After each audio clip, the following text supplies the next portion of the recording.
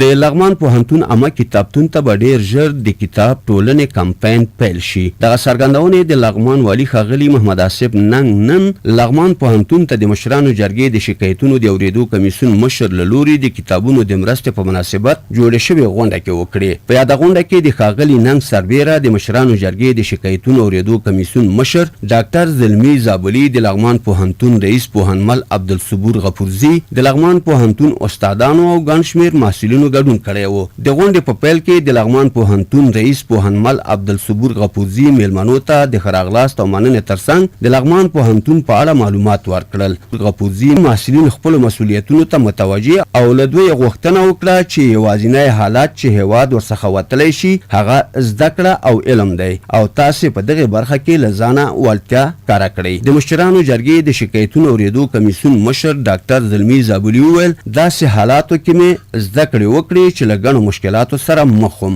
نوموړي زیاته کړه د محصلۍ دوره کې دا ټول مشکلات پر ما تیر شوي. راځئ ټول په ګډه کار وکړو ترڅو د محصلینو ستونزې راکمې کړو او اسانتیاوې ورته برابرې کړو.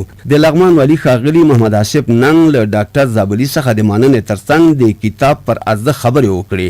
نوموړي وویل د عامه کتابتون د بډاینې لپاره باید ټول په ګډه کار وکړو او ډیر ژر به د لغمان پوهنتون عامه کتابتون ته د کتاب ټولونې کمپاین پیل شي چې د ولایتي ادارې رهبري او نور مسؤلینو ترڅنګ به پکې د دې پوهنتون استادان او محصلین هم ګډون ولري. ښاغلي وویل د هیواد اساسي ستونزې پیژندل او د حل لارو ته پیدا کول مهم دي. د محصلینو په استازولۍ خلیل الرحمن صدیقي له ډاکتر زابلي څخه مننه وکړه چې د دوی غوښتنه یې ومنله. نوموړي د لغمان والي څخه هم مننه وکړه چې تل له ځوانانو ملاتړ کړی او له ډیرو بوختیاو سره بیا هم د ځوانانو غونډو کې ګډون کوي. د لغمان والي او یو شمېر نورو مسؤلینو د یاد پوهنتون له کمپیوټر لب، کتابتون، لابراتوار او یو شمېر نورو برخو څخه هم لیدنه وکړه او د پوهنتون مسؤلینو ته لازمي لارښوونې وکړې.